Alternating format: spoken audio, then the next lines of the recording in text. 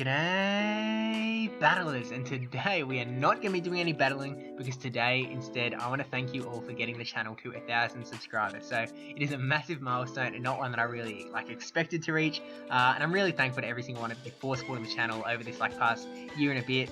Every 1,000 plus of you that have hit that red subscribe button. So with that in mind, I kind of just wanted to talk through the kind of how and why I started the channel, how it's grown, and kind of my PvP journey as a whole, and then give some massive shout outs to some awesome people that really helped on that journey. So December 2018, PvP dropped. I only started playing a few months earlier. I started playing in the EV community day basically. Didn't really know what community day was at the time, but yeah, by the time the Boulder Cup came around, it was still low level 30s. Hadn't really met people in the community, so I didn't really have people to battle against at the time. I wasn't around for the first Boulder Cup that was held in my community, so when I found out they were holding a second one only a 10-minute walk from my house, it was like, hey, may as well rock up, see what's going on. And I ended up going 2-1, which I was pretty happy about at the time, especially because I didn't have any of the meta champs or Skarmories or Mel medals, any of those things that were actually meta for that cup, so definitely not a bad effort in my mind. But then came the Twilight Cup, which was really it was the thing that I got caught by PvP with.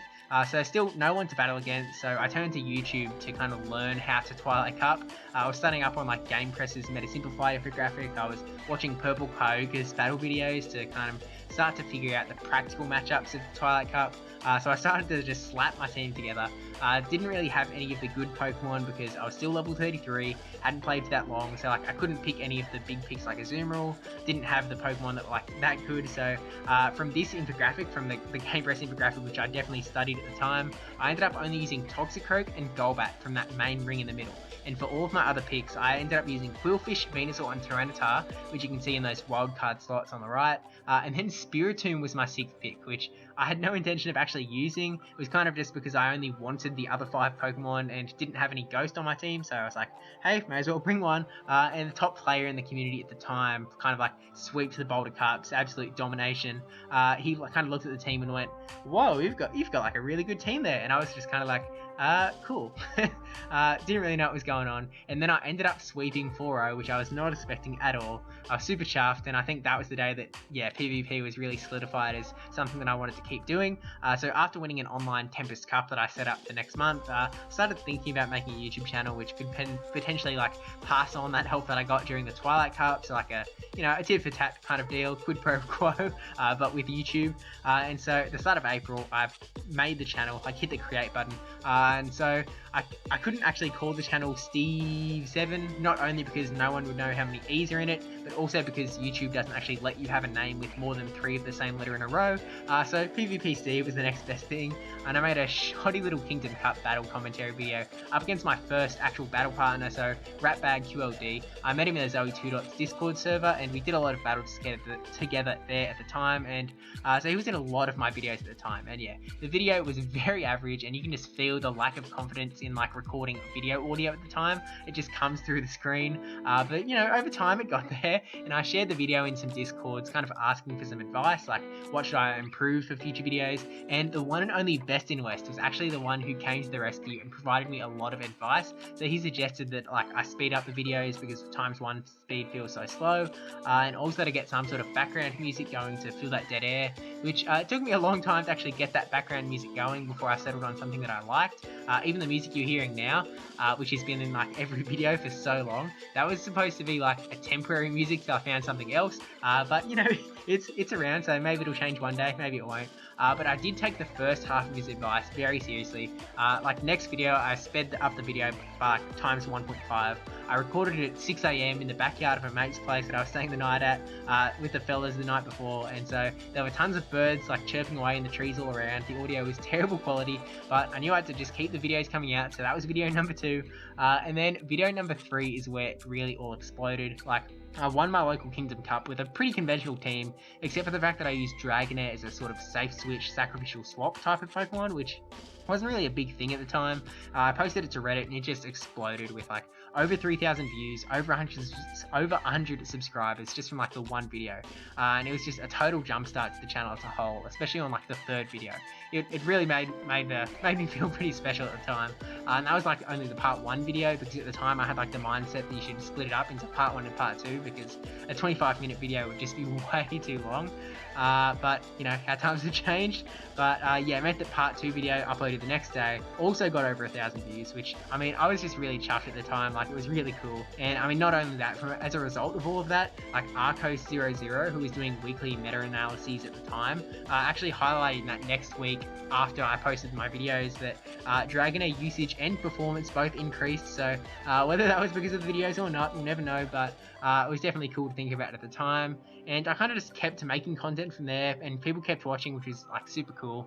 And then literally 2 weeks after I made that first video, the Nightmare Cup was released, and I made my first meta infographic. So it was pretty new for me, and it was a really fun experience, and it ended up bringing in another 2,500 views and even more subscriber growth to the channel, which was just really cool. I asked people on YouTube and Reddit for feedback, and 2 days later I came out with like an improved meta infographic, which actually had coloured arrows for the first time, and it was also a little more correct, although it still had Sharpedo on it for some reason. Who knows why I thought Sharpedo was going to be good in Nightmare Cup, but it was there, so shout out to you, Sharpedo. And then another week later, I sent Purple Kyogre a message and landed myself on his friend list, which I was super stoked about too. He was one of the people that like helped me back in February, as I mentioned before, so now we could actually start battling each other. I mean, after a month of friendship, but it was still super cool, and so I really appreciated him adding me then. And it was also a long time before the 200 friend limit was something that was really killing everyone, so I know that I added literally anyone that messaged asking to jump onto my friends list at the time, but how those days of free friend space are missed. And also at like the same time, Hero Range Battle Hero had been commenting on my videos at the time, which I was also pretty excited about because I was watching his videos. He hit me up on Twitter and shared some of like the pro tips on how to improve the YouTube channel from the algorithm side of things, as well as how I could use Twitter to kind of help in the channel growth more. And it was something that he totally didn't have to do. It was totally out of the blue, and I was just really thankful for that at the time. And I've actually started to take his lead and try to do similar things for some just started channels that I've discovered around YouTube. So like sometimes I'll type in like, you know, Forest Cup battles last 24 hours and just kind of check out some of the new channels that are just starting up, try and offer some sort of advice, kind of just do what he did for me, and hope that can pass on some help. And yeah, over the next few months, I just kind of kept it up, kept making videos for the current month's meta, and people kept coming, which, yeah, I'm not really sure who or where it was, but someone asked at some point if there was a link or something that they could use to kind of donate to the channel, and I was kind of just taken aback, like, but why? But I ran it by a couple of other people, and they were like, yeah, you definitely should set up a Patreon account. So taking inspiration from Atticus Nair, who also recognised me as a fellow YouTuber on his Discord, which I was pretty hyped about too, I didn't really want to lock anything behind a paywall for patrons. I'd rather just Patreon be there for people who wanted to support the channel and keep the channel going, whether it was just like a one-time donation or an ongoing thing. The permanent friends list status is technically a deliverable that's attached to it, but it was more out of a sign of a massive appreciation rather than a Patreon reward. So I really do appreciate the people who have supported me on Patreon, whether it was for that 1 month or is just still ongoing, and I seriously do. So like, thank you to Miltime9458, who was my first Patreon/patron. Still don't know what it's supposed to be, but I'll keep saying both. And then to brajSF, aka PvP and me, which you should seriously check that out if you haven't already, because it's great stuff. Posted on Reddit, it shows up on Discord around, so definitely check that out. NegativeBen10, aka Angel Ace Feather, who, as they were called on Discord, which I was confused about for way longer than I should have. And then also NotRandyN3wman, who I'm lucky friends with now, so we should definitely meet up at some point after this whole coronavirus situation. Maybe in Aussie Safari Zone, whenever that might happen again. So, but yeah, seriously, thank you guys. And actually, I mentioned Atticus Nair before. His brother actually, out of the blue, made the channel banner that I'm still using on my channel to date. So it's on the screen now, and I really want to thank him for that, because when I say out of the blue, I mean like seriously out of the blue. Like one day, Atticus just sent a message on the Discord that was like, "My brother did a thing," and I was like, "Oh, whoa, this is like awesome." So yeah, straight onto the channel as soon as I figured out kind of how all that stuff worked. And yeah, so thank you to Nallard, because that was seriously cool. And yeah, I also want to thank all of the people who who at one point or another shared my channel on Twitter to grow the community and boost up my subscriber numbers. While it never made the biggest bump in numbers, the action alone is what I'm truly thankful for. Like, it means a lot. I tried to scroll through Twitter notifications to find like literally everyone that did it at one point or another, but it seems like Twitter doesn't want me to do that, so instead I'll just name a few and hope that the general thank you energy can be shared amongst all. So Jimmer Banks recently tried to make a push up to that 1,000 subscriber mark, and WizApp7 shared similar right after. So both great guys, great content creators, and I'm really thankful for that. Dr. Trotter has also thrown some shoutouts my way on his Twitch stream, so thank you for that too, man. And speaking of, thank you for introducing me to the world of streaming. I was on his stream talking about Voyager Cup a little while ago, and that was seriously a lot of fun.